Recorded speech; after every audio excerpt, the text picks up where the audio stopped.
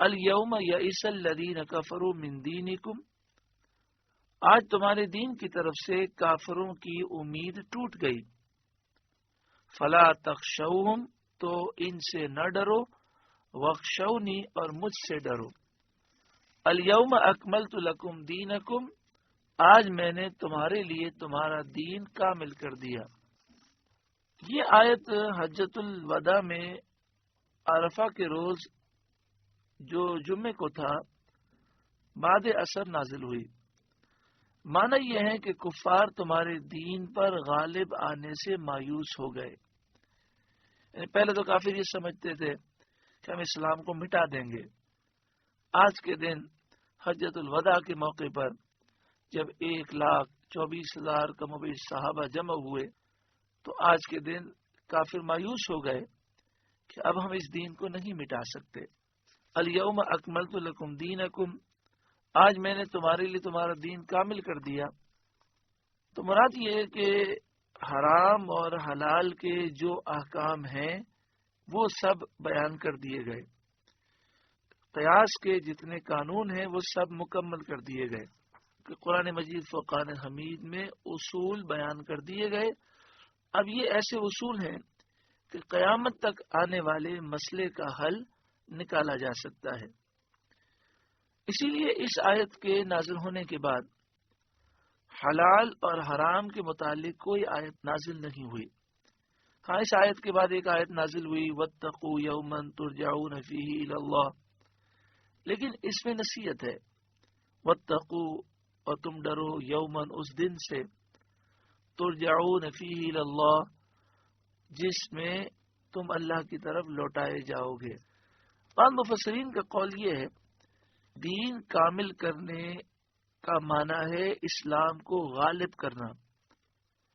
یعنی آج کے دن اسلام غالب ہو گیا، جس کا یہ اثر ہے کہ حجۃ الوداع میں جب یہ آیت نازل ہوئی کوئی مشرک مسلمانوں کے ساتھ حج میں شریک نہ ہو سکا.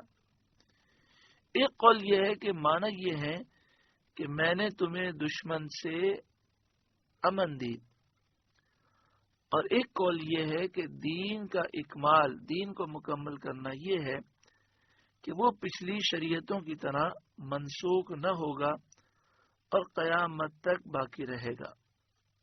بخاری و مسلم کی حدیث میں ہے کہ حضرت عمر رضی اللہ تعالیٰ عنہ کے پاس ایک یہودی آیا اور اس نے کہا کہ اے امیر المومنین، آپ کی کتاب میں ایک آیت ہے، اگر وہ ہم یہودیوں پر نازل ہوئی ہوتی تو ہم اس کے نازل ہونے والے دن کو عید کا دن مناتے. آپ نے فرمایا کون سی آیت؟ اس نے یہی آیت پڑھی الیوم اکملت لکم دینکم. آپ نے فرمایا میں اس دن کو جانتا ہوں جس میں یہ نازل ہوئی تھی اور اس کے نزول کے مقام کو بھی پہچانتا ہوں. وہ مقام عرفات کا تھا اور دن جمعے کا. آپ کی مراد اس سے یہ تھی کہ ہمارے لیے وہ دن عید ہے. ترمذی شریف میں ہے کہ حضرت عبداللہ بن عباس رضی اللہ تعالی عنہما سے مروی ہے، آپ سے بھی ایک یہودی نے ایسا ہی کہا. آپ نے فرمایا جس روز یہ نازل ہوئی اس دن 2 عیدیں تھیں، جمعہ بھی ہمارے لیے عید کا دن ہے اور یوم عرفہ 9 ذی الحجہ بھی عید کا دن ہے. اس سے معلوم ہوا کہ کسی دینی کامیابی کے دن کو خوشی کا دن منانا جائز اور صحابہ سے ثابت ہے. اگر یہ ناجائز ہوتا تو حضرت عبداللہ بن عباس اور حضرت عمر رضی اللہ تعالی عنہم اجمعین صاف فرما دیتے کہ جس دن کوئی خوشی کا واقعہ ہو اس کی یادگار قائم کرنا اور اس دن کو عید منانا ہم بدعت جانتے ہیں. انہوں نے یہ نہیں کہا بلکہ کہا کہ اس دن تو ہماری 2 عیدیں تھیں، ایک جمعے کا دن عید کا دن اور ایک عرفہ کا دن 9 ذی الحجہ یہ بھی عید کا دن.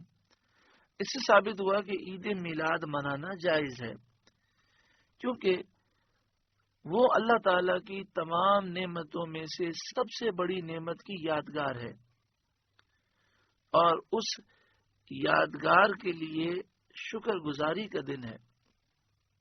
اس سے یہ بھی ایک تاثر جو پایا جاتا ہے اس کا رد ہو گیا جو کہتے ہیں کہ اسلام میں صرف 2 عیدیں ہیں.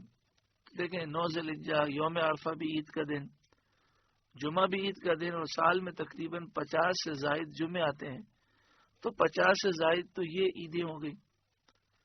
بات یہ ہے کہ وہ عیدیں کہ جن میں عید کی نماز پڑھی جاتی ہے وہ 2 ہیں.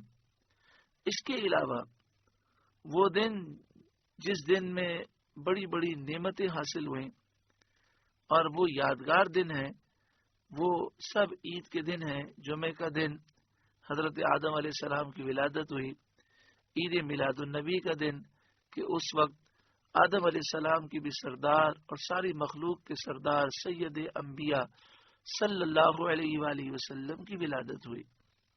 آگے ارشاد فرمایا وَأَتْمَمْتُ عَلَيْكُمْ نِعْمَتِي، اور تم پر اپنی نعمت پوری کر دی، یعنی مکہ مکرمہ فتح ہو گیا، اس فتح کے ذریعے نعمت کو پورا کیا گیا. وَرَضِيتُ لَكُمُ الْإِسْلَامَ دِينًا، اور تمہارے لیے اسلام کو دین پسند کیا کہ اس کے سوا کوئی اور دین قبول نہیں. فَمَنِ اضْطُرَّ فِي مَخْمَصَةٍ، تو جو بھوک پیاس کی شدت میں مجبور ہو جائے، ناچار ہو جائے، غیر متجانف لاسم، یوں کہ گناہ کی طرف نہ جھکے، یعنی گناہ کی طرف جھکنے والا نہ ہو، بھوک و پیاس کی شدت میں ناچار ہو، تو صرف جان بچانے کے لیے اگر حرام چیز کے علاوہ کوئی چیز نہ ہو تو جان بچانے کے لیے اتنے لقمے کھا سکتا ہے جس سے جان بچ جائے. فَإِنَّ اللَّهَ غَفُورٌ الرحیم، تو بے شک اللہ بخشنے والا مہربان ہے. معنی یہ ہے کہ جن چیزوں کو بیان کیا گیا کہ یہ چیزیں حرام ہیں، لیکن جب کھانے پینے کو کوئی حلال چیز میسر ہی نہ آئے اور بھوک پیاس کی شدت سے جان پر بن جائے، اس وقت جان بچانے کے لیے ضرورت کی مقدار کھانے پینے کی اجازت ہے، لیکن اس طرح کے گناہ کی طرف مائل نہ ہو، ضرورت سے زیادہ نہ کھائے. اور ضرورت سے مراد یہ ہے کہ اتنا کھا لے کہ جس سے جان بچ جائے اور جان جانے کا خطرہ باقی نہ رہے. یسألونک ماذا احل لہم، اے محبوب آپ سے پوچھتے ہیں ان کے لیے کیا حلال ہوا.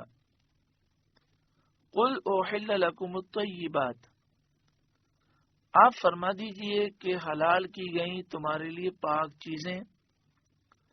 وما علمتم من الجوارح مکلبین، اور جو شکاری جانور تم نے سدا لیے انہیں شکار پر تم دوڑاتے ہو.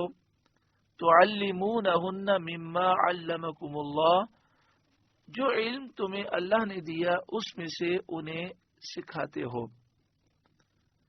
فَكُلُوا مِمَّا أَمْسَكْنَا عَلَيْكُمْ، تو کھاؤ اس میں سے جو وہ مار کر تمہارے لیے رہنے دیں. وَاذْكُرُوا اسْمَ اللَّهِ عَلَيْهِ، اور اس پر اللہ کا نام لو. شرعی مسئلہ یہ ہے کہ جن کی حرمت قرآن حدیث اجماع اور قیاس سے ثابت نہیں وہ حلال طیب ہیں. طیبات وہ چیزیں ہیں جن کو عرب اور وہ لوگ جن کی فطرت درست ہے وہ پسند کرتے ہیں، اور خبیث وہ چیزیں ہیں جن سے اچھی طبیعت والے نفرت کرتے ہیں. کسی چیز کی حرمت پر اگر دلیل نہ ہو تو وہ حلال ہے، یعنی حرام کے لیے دلیل ضروری ہے، اور کسی کی حرمت پر دلیل موجود نہ ہو تو یہ دلیل کا موجود نہ ہونا ہی اس کے حلال ہونے کی دلیل ہے. یہ آیت عدی بن حاتم اور زید بن محل کے حق میں نازل ہوئی، جن کا نام رسول کریم صلی اللہ علیہ وآلہ وسلم نے زید الخیر رکھا تھا. ان دونوں صاحبوں نے عرض کیا یا رسول اللہ صلی اللہ علیہ وسلم، ہم لوگ کتے اور باز کے ذریعے شکار کرتے ہیں تو کیا ہمارے لیے حلال ہے؟ اس پر یہ آیت کریمہ نازل ہوئی. آپ سے گزارش ہے کہ قرآن کے اس پیغام کو آگے پہنچا کر ثواب جاریہ حاصل کریں.